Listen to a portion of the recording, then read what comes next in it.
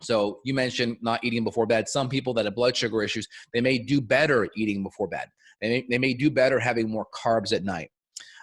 Also, blood sugar stress can lower magnesium. Magnesium is a really important cofactor for blood sugar. So if we have a lot of up and down blood sugar fluctuations and we're constantly kind of reactive hypoglycemic, that means you eat some carbs, blood sugar goes up, and then it crashes down with too much insulin because of the blood sugar being off with the carbs.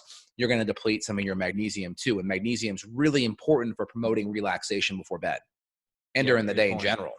Yeah, good point on the mineral depletion, because that's a stress. You mentioned it's a stress. You're going to kind Yep. of burn up those reserves because of that crisis of blood sugar getting too low. So what's the remedy? Well, I mean, hopefully your adrenals are strong enough to handle going from, say, 6 p.m. dinner to 8 a.m. breakfast. But if you're not, then you may need to do some type of bedtime snack, like Exactly. a little Mhm. piece of grass-fed jerky, or maybe a scoop of almond butter or something like that. It's relatively easy. Yeah, a lot of times I'll do some vitamin C, some powdered vitamin C, and some collagen, and then I've been doing a little bit of brain glandular tissue before bed. We talked about that. That's really kind of help with dreams. That's kind of Yep. interesting. And I think dreams do have a kind of a way of processing a lot of the emotional stress throughout the day. So we'll do some brain glandular tissue. I'll do vitamin C and collagen before bed. Sometimes I'll take some probiotics before bed too. So I like that. It's kind of a nice little cocktail for me. That's a good idea. That's a good idea. I usually do my brain in the morning, but I might need to try it at night because you are getting some of that pineal gland in there. Exactly. Yep. I think that's really good.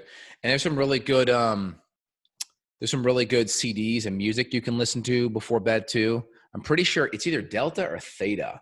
I forget which is the big sleep wavelength.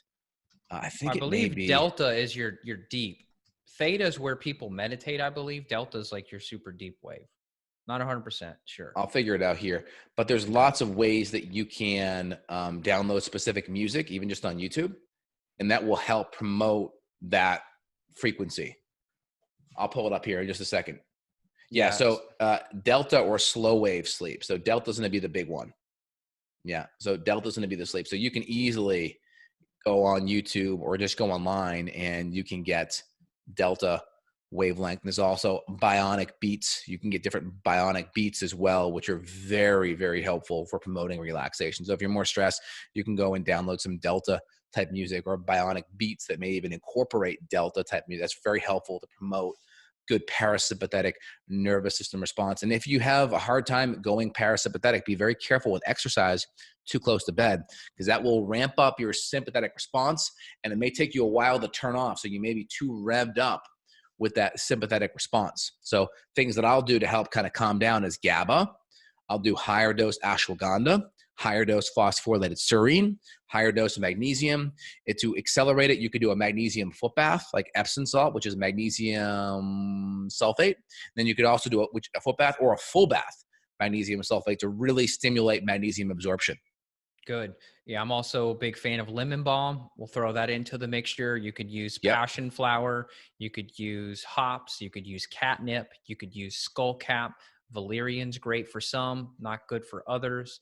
Motherwort is my favorite. I love motherwort for heart palps, especially if you've got that kind of a worried, anxious mind. You're overthinking, you're ruminating. Motherwort will settle that down. I've actually measured. I put my heart rate monitor on and measure my heart rate variability, and it increased about 5 minutes after I took a shot of motherwort. So they call it like bypass in a bottle because it helps so much with the heart issues and circulation problems. So that's another side benefit. And I'm glad you brought up the brain waves, because some people may benefit and they may need, if their nervous system is screwed and herbs can't fix it alone, meditation, et cetera, can't help, nature walks, they may need some brain training, like some neurofeedback could be very helpful to try to get you more in those theta, like tranquil state, or more the deep delta state.